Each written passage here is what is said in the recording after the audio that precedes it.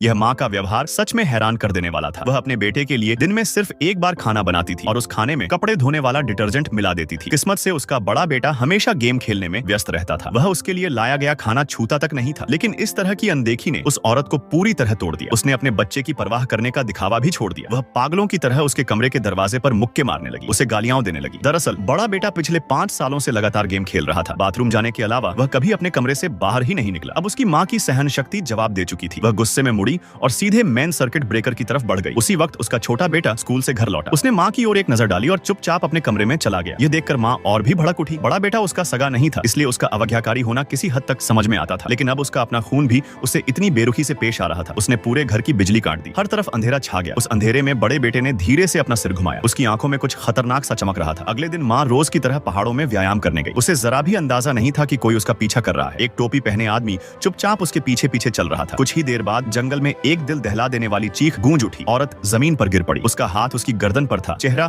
अविश्वास से जमे हुए डर में बदल चुका था। उसी दोपहर छोटा बेटा घर में झपकी ले रहा था। अचानक डोरबेल की आवाज से उसकी नींद टूटी। दरवाजा खोलते ही उसने सामने पुलिस अधिकारियों का एक दल देखा। जो खबर उन्होंने उसे दी उसने उसे अंदर तक हिला दिया। उससे भी ज्यादा डरावनी बात यह थी कि कातिल उसका अपना भाई था। उसका सौतेला भाई, एक ही पिता लेकिन अलग मां। और हैरानी की बात तो यह थी कि उसका भाई खुद ही पुलिस स्टेशन जाकर आत्मसमर्पण कर चुका था। लेकिन जब पुलिस उसके भाई के कमरे में पहुंची, वह बिल्कुल शांत बैठा वीडियो गेम खेल रहा था। उसने वही हुडी पहन रखी थी जो उसने हत्या के वक्त पहनी थी। पुलिस स्टेशन लाए जाने के बाद भी वह यही दिखावा करता रहा कि उसे कुछ नहीं पता। वह साफ तौर पर 22 साल का था, लेकिन जिद करता रहा कि वह सिर्फ 17 साल का है। उसने यह भी जताया कि उसे आत्मसमर्पण करने की कोई याद नहीं है। इससे भी अजीब बात यह थी कि हर 30 मिनट में वह चौंक जाता, जैसे पहली बार पुलिस स्टेशन में खुद को देख रहा हो। वह आईने में अपनी उम्रदराज परछाई देखकर घबरा जाता और बार बार अपने छोटे भाई के बारे में पूछता। उसका व्यवहार अभिनय जैसा नहीं लग रहा था। आखिरकार जांच अधिकारी को डीआर हीलू नाम के एक न्यूरोलॉजिस्ट को बुलाना पड़ा ताकि वह इस मामले में मदद कर सके। डीआर हीलू वाकई अपने काम में माहिर थे। बड़े बेटे के चेहरे के भावों को देखकर ही उन्होंने एक निष्कर्ष निकाल लिया। अपनी आशंका की पुष्टि के लिए